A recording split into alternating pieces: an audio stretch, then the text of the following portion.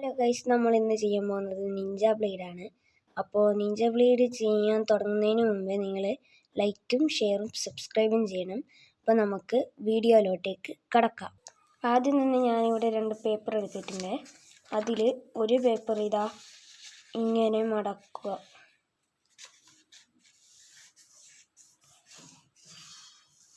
രണ്ടാമത്തതും അതേപോലെ തന്നെ മടക്കുക.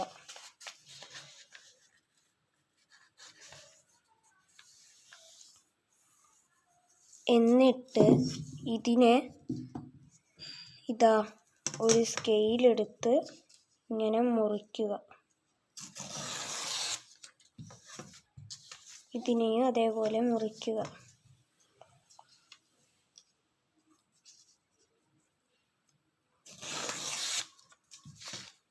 അത് കഴിഞ്ഞിട്ട് ഇതിനെ ഇങ്ങനെ എടുത്ത് തുറന്ന് പിടിക്കുക. എന്നിട്ട് ഇത് ഇങ്ങോട്ട് ഇതാ കൃത്യമായിട്ട് കണ്ടോ, ഇങ്ങനെ മടക്കുക. അപ്പോൾ ഇത് ഒരു ബുക്ക് തുറക്കുന്ന പോലെയായിട്ടുണ്ടാകും. എന്നിട്ട് ഇത് തുറന്ന് ഈ ഒരു എഡ്ജിനെ ആ നടുഭാഗത്ത് വന്ന മടക്കിലേക്ക് മടക്കുക. ഇതിനെ മറ്റേതുമായി ഇങ്ങനെ മുട്ടിക്കുക. എന്നിട്ട് മറ്റേതും ഇതേതുപോലെ തന്നെ ചെയ്യുക.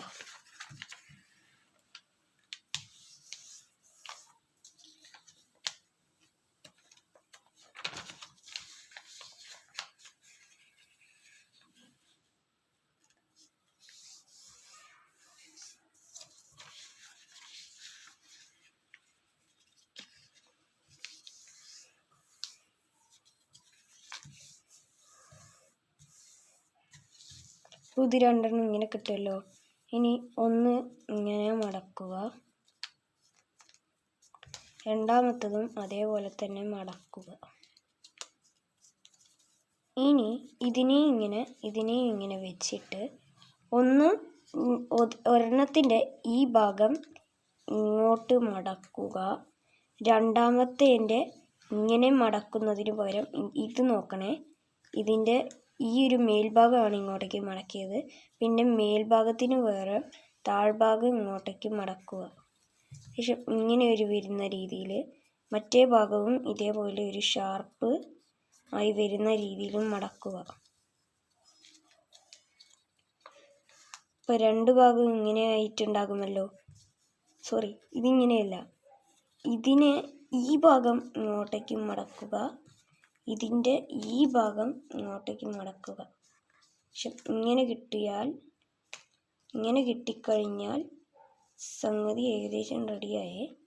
ഇനി ഇതിൽ ഒന്നെടുത്ത് ഇങ്ങോട്ടും ഒന്നെടുത്ത് ഇങ്ങോട്ടും മടക്കുക.